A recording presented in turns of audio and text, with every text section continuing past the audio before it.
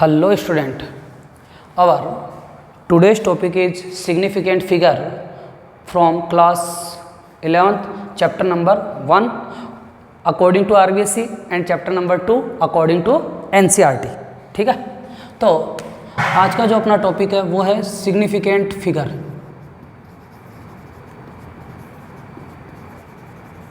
Significant figure जिसे हिंदी में बोलते हैं अपन सार्थक अंक। सार्थक अंक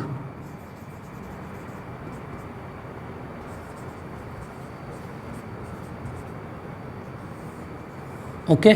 हाँ, अब देखो यार, सिग्निफिकेंट फिगर होते क्या। मान लो तुम्हारे पास कोई एक फिजिकल क्वांटिटी है और उसकी तुम्हें एक्यूट वैल्यू को डिफाइन करना है। तो किसी भी फिजिकल क्वांटिटी की अगर एक्यूट वैल्यू को डिफाइन करने के लिए जिन न्यूमेरिक डिजिट की नेसेसिटी होती है, मतलब आवश्यकता होती है, वही न्यूमेरिक डिजिट सिग्निफिकेंट फिगर कहलाते हैं। मतलब मैं ये बोल सकता हूँ कि दोज न्यूमेरिक डिजिट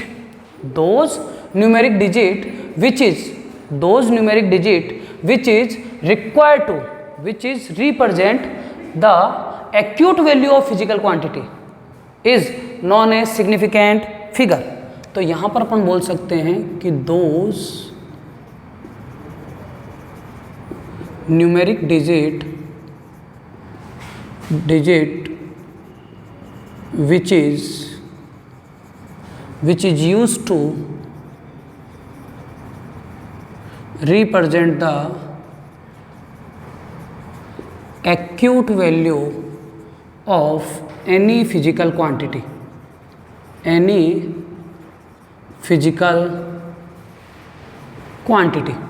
मतलब किसी भी भौतिक राशि के यथार्थ मान को व्यक्त करने के लिए जिन अंकों की आवश्यकता होती है वो सार्थक अंक कहलाते हैं। तो लिख लेते हैं,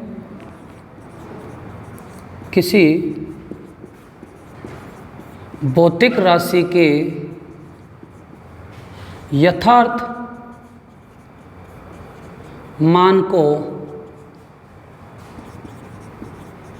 व्यक्त करने के लिए जिन अंकों की आवश्यकता होती है वे सार्थक अंक कहलाते हैं। ठीक है बेटा, तो ये तो चीज़ समझ में आ गई सर। ठीक है, ये डेफिनेशन एफिशिएंट तो होती रहेगी, लेकिन क्या चीज़ है, हम कैसे करें इसको कि होते क्या हैं और कैसे समझ में आएगा कि ये चीज़ होगी। ठीक है, जब भी कैलकुलेटर चलाते हो तुमने देखा होगा, कैलकुलेटर में अपन 3 या 4 या 5 डिजिट का जब मल्टीप्लाई और डिवाइड होता है तो पॉइंट के बाद वाली जो डिजिट है ना, वो एग्जैक्ट कभी भी नहीं देखना, मल्टीप्लाई करके देखना और कैलकुलेटर से करके देखना, वो उसकी राउंडिंग ऑफ कर देता है। मतलब वो उन डिजिट्स को ले आता है जो नेसेसरी हो, उन डिजिट्स को हटा देता है जिनकी ज़रूरत नहीं हो। ठीक है, तो अपन देखते हैं इसको। तो इसके कुछ पॉइंट्स हैं। जैसे पहला पॉइंट है कि all the non zeros are significant digit, कि सभी के सभी अशून्य संख्याएं सार्थक अंक होते हैं। कैसे? जैसे मान लो मैंने लिखा 1 3 4 2, क्या ये सभी के सभी नॉन जीरो है? क्या इनमें कोई जीरो है? नहीं है सर। तो ये सभी के सभी जब नॉन जीरो है तो ये चारों, इसमें जो सिग्निफिकेंट डिजिट होंगे वो कितने होंगे? 4। ठीक है, एक और एग्जाम्पल लो सर। तो 2 5 3 9 7, इसके अंदर सिग्निफिकेंट डिजिट कितने हैं सर? 1 2 3 4 5। तो यहाँ पर सारे के सारे जो वैल्यूज़ है उनमें जीरो नहीं है। तो all the non zeros are significant digit, सभी की सभी अशून्य संख्याएं सार्थक अंक होती है। ठीक है, दूसरा पॉइंट बताओ सर।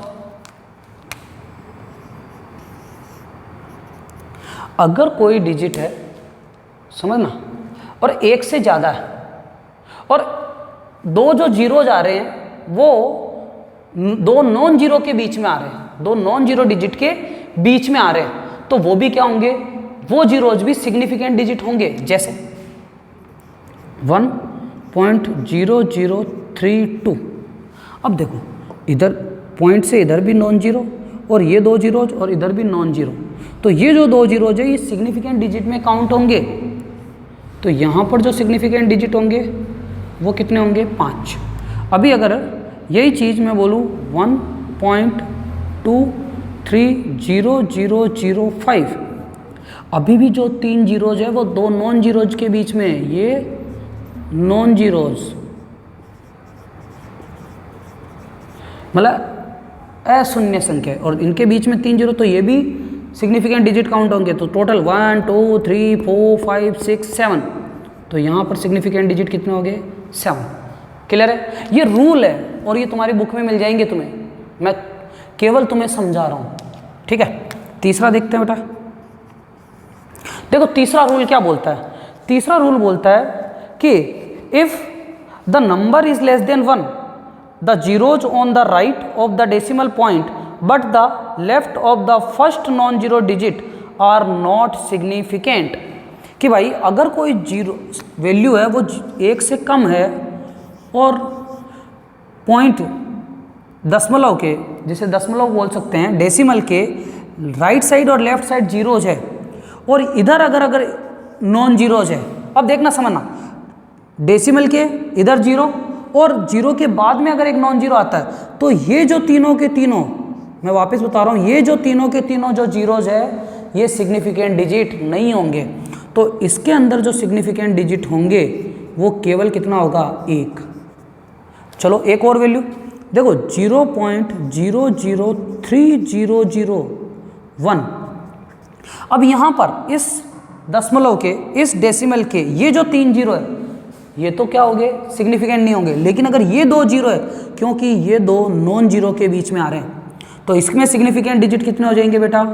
इसमें सिग्निफिकेंट डिजिट हो जाएंगे 4। क्लियर है? चौथा पॉइंट करते हैं। तो देखो चौथा पॉइंट क्या बोलता है? चौथा पॉइंट बोलेगा द टर्मिनल और trailing zeros in a number without a decimal, without a decimal, है ना, क्या होगा? Are not significant. कैसे? देखो तो इसको समझने की कोशिश करना, एक बार इसको साफ कर लेते हैं, थोड़ा दिक्कत हो रही। चलो देखते हैं आगे। अब देखो कि मतलब अगर कोई एक ट्रेलिंग जीरोज है, ट्रेलिंग जीरोज मतलब 0 0 0 0 0 0, पर उससे पहले नॉन जीरो क्वांटिटी होनी चाहिए, जैसे 1 0 0 0 0 0। अब ये 1 के बाद में जितने भी जीरोज है ना ये सिग्निफिकेंट नहीं होंगे, क्योंकि अगर इस 1 को हटा दूँ तो इन जीरो का कोई सिग्निफिकेंट नहीं है। तो ये जो सारे के सारे जीरो रहे ये इनसिग्निफिकेंट होते हैं या नॉन सिग्निफिकेंट होते हैं। तो यहाँ पर जो सिग्निफिकेंट डिजिट होगा वो 1 होगा। चलो अगर ये हो 250000, ये भी ट्रेलिंग जीरोज है, तो यहाँ पर भी सिग्निफिकेंट डिजिट कितना होगा? 2।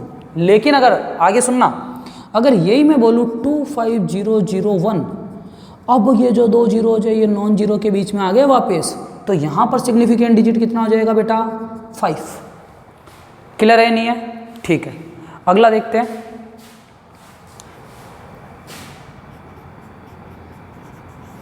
फिफ्थ वन क्या है कि the trailing zeros in a number with a decimal point are significant. अगर यही चीज ट्रेलिंग जीरोज डेसिमल पॉइंट के बाद हो, यही वो ट्रेलिंग जीरोज अगर डेसिमल पॉइंट के बाद हो तो सभी के सभी जीरोज क्या होंगे? सिग्निफिकेंट डिजिट होंगे। कैसे? समझना कि 3.500 तो पॉइंट के बाद है 0, तो यहाँ पर जो सिग्निफिकेंट डिजिट होंगे ना बेटा वो 4 होंगे, 1 2 3 और 4। एक और ले लो तो 3.00200। तो यहाँ पर देख ये तो 2 जीरो नॉन जीरो के बीच में आ गए और ये ट्रेलिंग जीरोज आ गए, तो 1 2 3 4 5 6 और ये 2 जीरो जो किसके बीच बाद में? डेसिमल के बाद में, तो ये किस में काउंट होंगे? सिग्निफिकेंट डिजिट में काउंट होंगे। तो टोटल कितने हो गए? 1 2 3 4 5 6। तो यहाँ पर भी सिग्निफिकेंट डिजिट कितने हो गए? 6। यहाँ तक क्लियर है? ठीक है, आगे देखते हैं। 6। अब 6 में क्या है? अगर 10 की पावर में भी हो मतलब कोई भी वैल्यू अगर 10 की पावर में हो तो वो भी क्या होगी, नॉन सिग्निफिकेंट। जो 10 की पावर वाली वैल्यू है वो नॉन सिग्निफिकेंट होगी। कैसे, जैसे 25 इंटू 10⁻24, तो ये जो 24 है ये क्या होंगे, इनसिग्निफिकेंट। तो यहाँ पर सिग्निफिकेंट डिजिट क्या होंगे, केवल 2। और जैसे मान लो 1 इंटू 10⁻5, तो ये इनसिग्निफिकेंट, तो सिग्निफिकेंट डिजिट क्या होंगे, केवल 1। ये चीज़ वही है, ट्रेलिंग जीरोज वाली है एक तरीके से। ठीक है, आगे 7th नंबर पे क्या है कि अगर कोई भी मेजर्ड वैल्यू है, ध्यान रखना, कोई भी मेजर्ड वैल्यू है, हिंदी में बोले तो मापित मान है। अगर मापित मान कैसा भी आए, मेजर्ड वैल्यू कैसी भी आए, तो वो क्या होगी, वो तुम्हारे सिग्निफिकेंट डिजिट के अंदर काउंट होगी। बेटा लाइट चली गई है लेकिन फिर भी, तो अगर मान लो 4.023 है तो यहाँ पर सिग्निफिकेंट डिजिट 4 होंगे, और 1.004 है तो यहाँ पर भी सिग्निफिकेंट डिजिट 4 होंगे, क्योंकि मीटर पर सेकंड, मीटर पर सेकंड। क्लियर है? ठीक है, तो आगे का डिस्कशन अपन कल करेंगे। ओके बेटा, जय हिंद, जय भारत।